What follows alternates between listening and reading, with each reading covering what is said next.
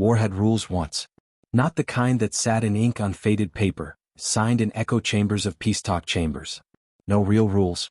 Unwritten. Primal. Baked into the instincts of predator and prey. You kill or you're killed. You fire first. You never hesitate. You never leave a threat standing. Mercy was a myth, or worse, a malfunction. But Captain Elias Mern had already broken too many rules to count. He sat quietly at the edge of the ravaged settlement on Varnak 4, helmet off, shoulders hunched forward, gauntlets smeared with carbon and plasma scars. His HUD blinked faint alerts in the corner of his eye, but he ignored them.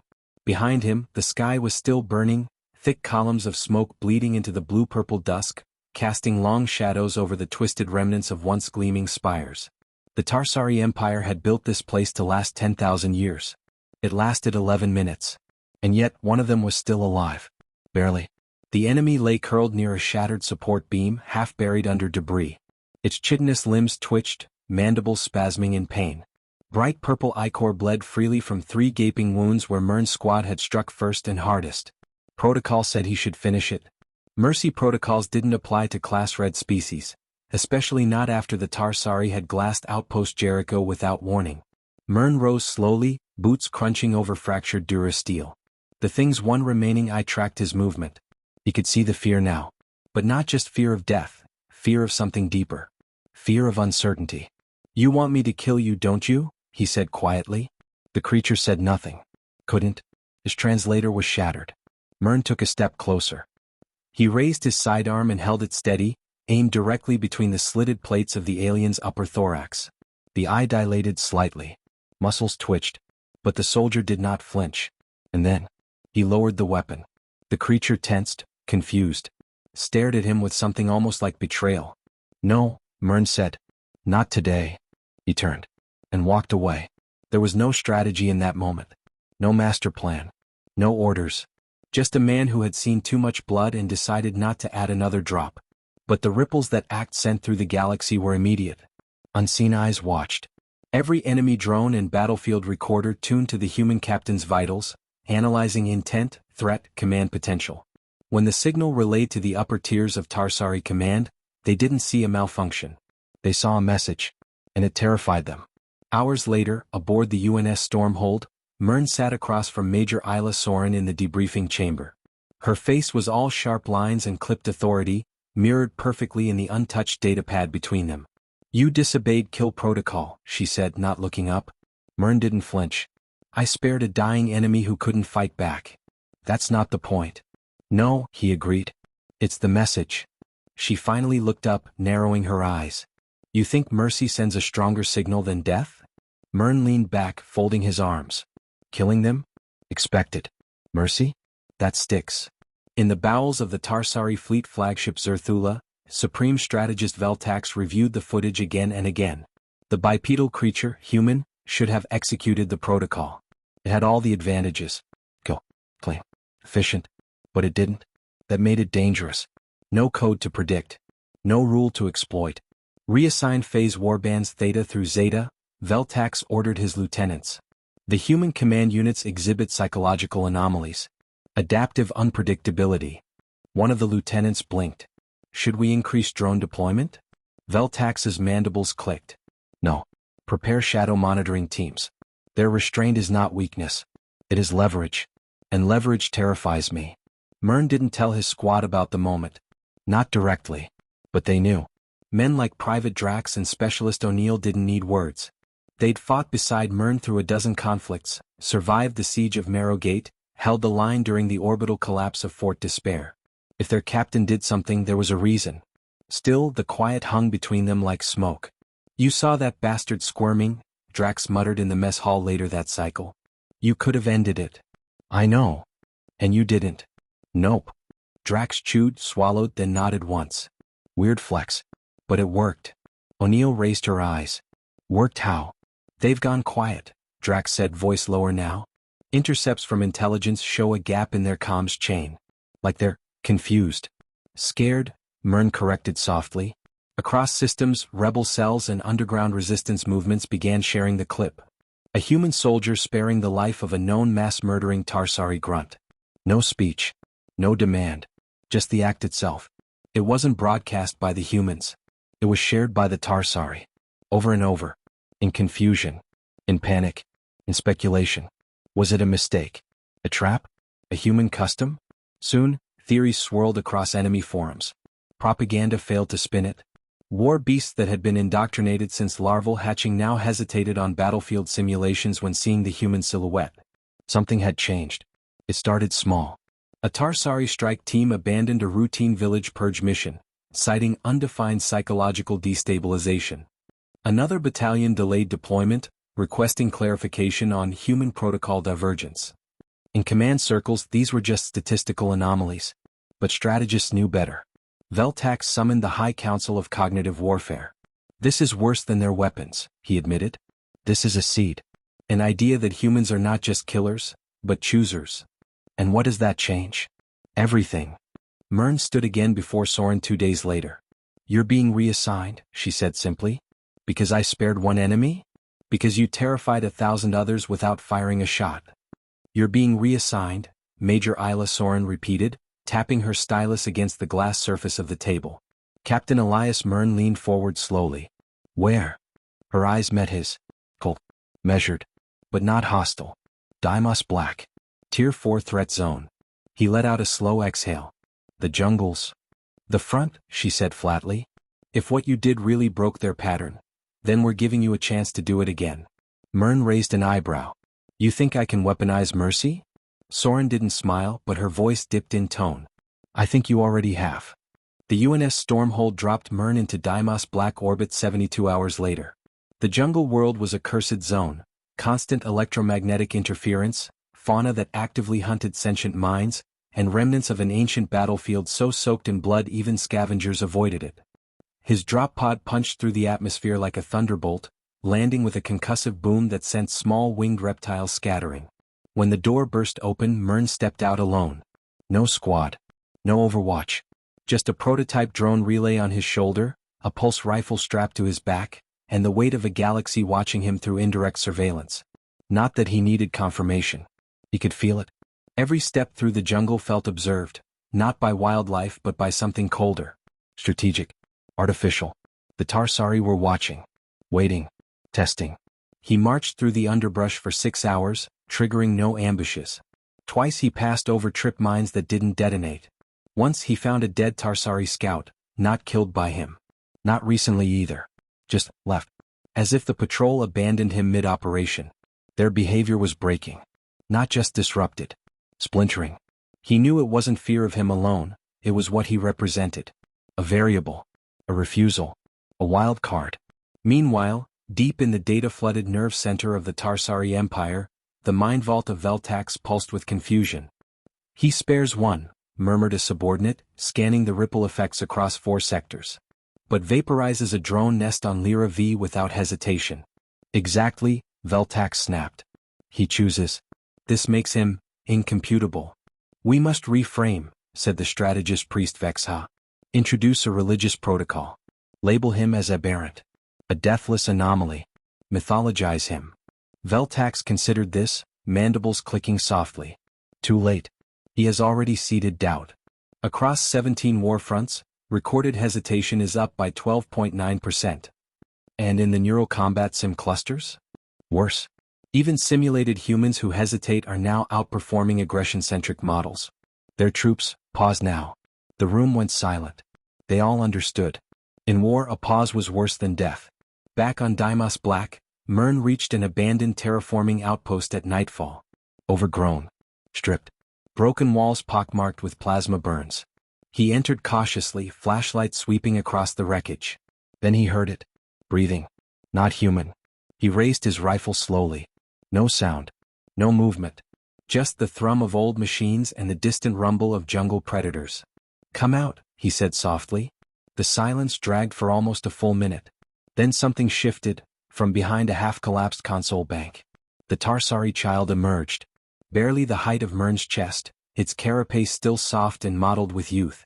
It limped slightly, clutching a fractured limb. Its eyes glowed faintly, wide and terrified. Clearly non-combatant. Clearly starving.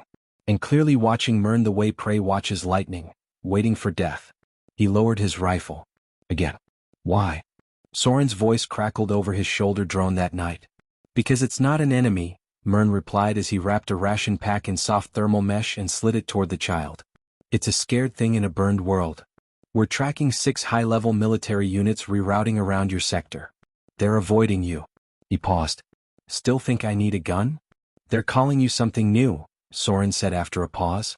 We intercepted a broadcast. Translates roughly to, the divider of threads. Mern frowned. Meaning? Means you cut the path between death and fear. Means they don't know which direction to run anymore. In the depths of a red mist chamber aboard the warhive Kraljuan, a high-ranking Tarsari broodmaster named Kreltak convulsed in ritual rage. Humans, do not kill, when they should, he spat. They are unclean in purpose. Undefined. A lesser drone whispered, should we retreat from Dimos Black? No. Trap him. Push the line. Force a reaction. But what if he? Make him choose. The trap came 3 days later. Mern had relocated the child to an old weather shelter near the ridge. He taught it how to gesture simple words. It never spoke back, didn't seem to have a working voice. But its eyes were less wide now. Less fearful. Sometimes when he brought food it almost looked confused. And then just before dawn the strike came.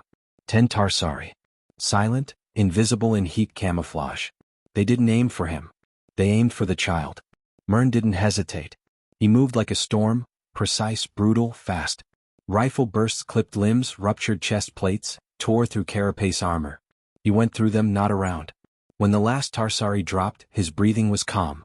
Blood steaming on his arms, he turned to the child. Unharmed. Staring. And afraid again. Not of the Tarsari. Of him. Later, staring at his reflection in a pool of silver rainwater, Mern saw what the child had seen, the edge of what he'd buried. The razor beneath the kindness. The thing that made restraint so terrifying. He could kill. He chose not to. Until he did again. And that decision wasn't binary. It was worse. It was voluntary. The Tarsari fleet's consensus came down within the cycle. All human elements exhibiting non-lethal behavior shall be considered higher-tier existential threats than conventional weapons systems. Their unpredictability qualifies them as breach points for reality phase manipulation warfare. That statement wasn't public. But Mern didn't need to hear it. He already knew what he'd Biko. The Tarsari operatives called her Yevare the Silent Vow. She was not bred for battle. Not trained for conquest. She had no command codes, no combat rank, no hive bond. What she had was worse. Permission to observe what should not be observed. Authority beyond the combat matrices. She reported directly to the cognitive spire. Yevare had studied tyrants and rebels.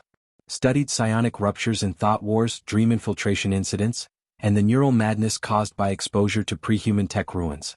But nothing had prepared her for a man who chose to stop killing. And nothing prepared her for what he'd become since. She arrived in orbit cloaked within a microgravity shell ship, silent as dark matter. No communication burst. No thermal trail. From 70,000 kilometers up, she watched the human, Elias Mern, through fractured atmospherics and grainy psionic echoes. He had relocated the child again. This time to higher ground, an ancient terraformer ridge converted into a small greenhouse dome. Mern spent his days scavenging supplies, fixing the water system, collecting fruit from bioluminescent stalks, teaching the child to write symbols with charcoal on broken plasteel. But Yevare saw what others didn't. He was slowing down. Not weak. Careful. Every step calculated. Every interaction with the child deepening not just the bond, but the weight of it. And that terrified her. Because the stronger that bond grew, the more destructive his next decision could become. Back in orbit, Veltax had not been idle. The Tarsari High Corps had begun modifying tactics galaxy-wide based on Elias Mern's anomalies.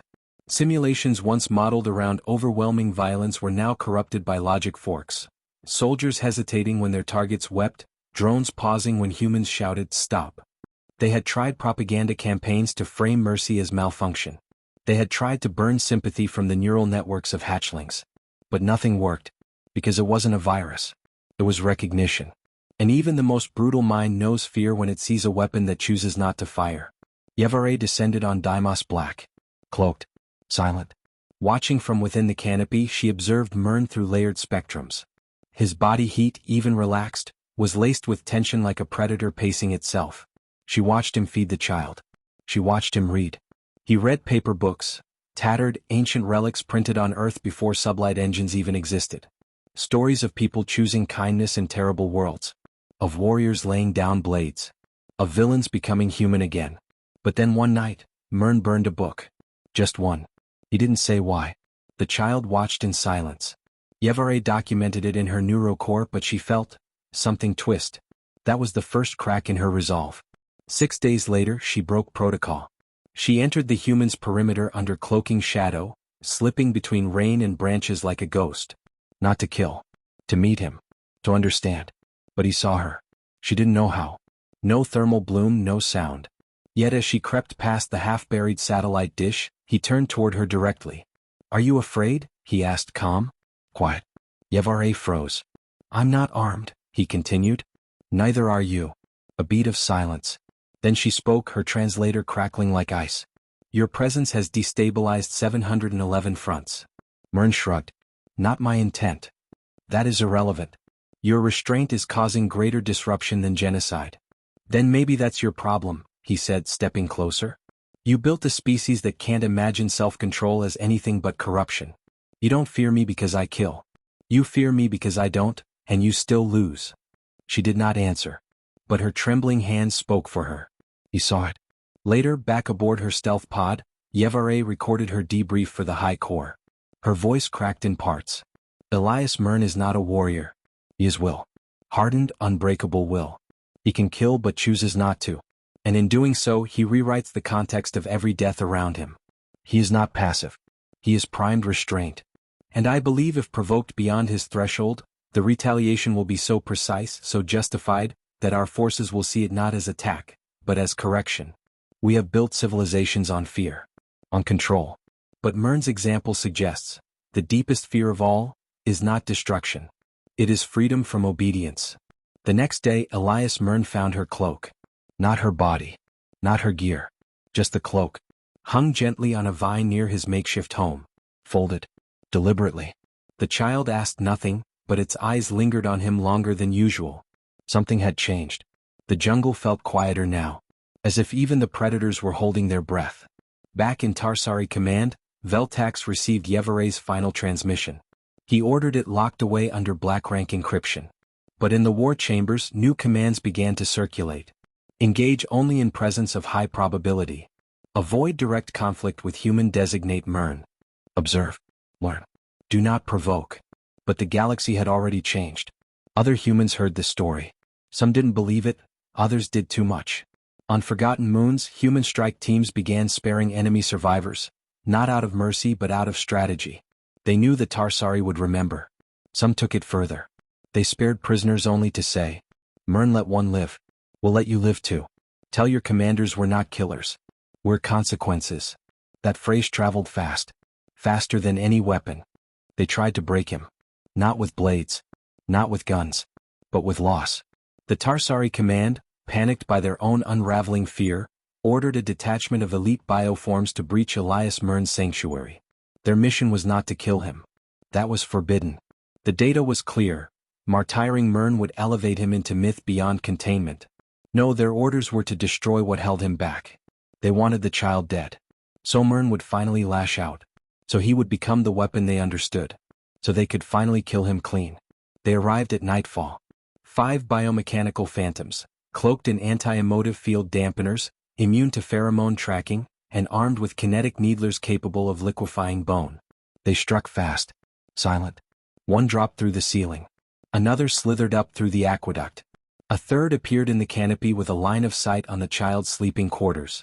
But Mern was already awake. He moved like thought. One blink, the ceiling dropper was crushed beneath a jagged solar panel. Second blink, the aqueduct invader was yanked free by a snare Mern had carved from old tensile wire. Third blink, and the child was gone, already tucked behind a secondary panic wall camouflaged with biochaff. Mern did not kill. But he dismantled the attackers. Brutally. Systematically. He cut their weapons into pieces and repurposed their fragments to mark the perimeter. One by one he disabled them without spilling a single drop of blood. By morning the jungle had 5 new statues. Each one a reminder. Each one a message. He hadn't killed them. He'd let them live with failure. And that, to the Tarsari psyche, was a punishment worse than death. But the child had seen it all. Every movement. Every glance of restrained violence. And when Mern tucked the child in again, silently, gently, the little voice finally broke the quiet. "Why didn't you kill them?" "Because," Mern said softly, "then they stopped learning." News of the failed operation traveled at quantum speed. Tarsari morale cratered. Some squads refused to deploy. Others began surrendering to rumors. There were no speeches, no declarations, just a name whispered among command crews. Mern. And what he might do if he ever decided to stop holding back. Entire factions began falsifying combat logs just to avoid encountering him. Rogue commanders purged their own agents to prevent another failed provocation. One defector leaked this line from a panic burst. "If the human kills us, we're martyrs. If he spares us, we're ruined." Back on Deimos Black, Yevare returned one final time. She didn't cloak. She didn't sneak. She stood at the perimeter waiting. And Mern came. Not armed. Not angry. Just calm. She raised her hands. "They sent them to kill the child. I know. You didn't stop them out of mercy. You stopped them with purpose." "I stopped them because I had to," Mern said. "But I didn't kill them because they needed to survive it." "Why?" "So they'd tell the story right." Yevare hesitated. Then spoke, a tremor in her voice. "There's something you don't know. The Tarsari High Corps is preparing to launch the Eclipse Strike. They believe if they erase this world and you with it, they can reset the narrative. They think you've weakened them more by sparing lives than any armada ever could." Mern didn't blink. "Then let them come." Yevare shook her head. "You can't win. Not alone." "I'm not alone." He turned. Behind him, dozens of figures stepped from the treeline. Humans. Not soldiers, survivors. Civilians. Engineers. Medics. Refugees who had hidden in the shadows, moved by the story of the man who could have raised an empire, and chose not to. One by one they came forward. Some armed with old rifles. Others with nothing but grit. They didn't need orders. They had already decided. They would stand with Mern. Not because he was a hero. But because he had become something worse for the enemy. He had become an idea.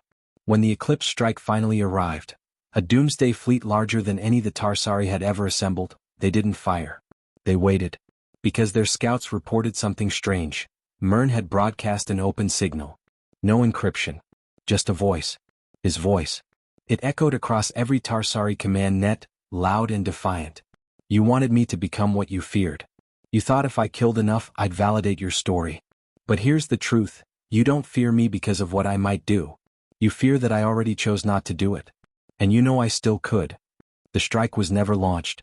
The Tarsari fleet held position for 3 hours. Then turned. Retreated. Back across the stars. Not because they were beaten in battle.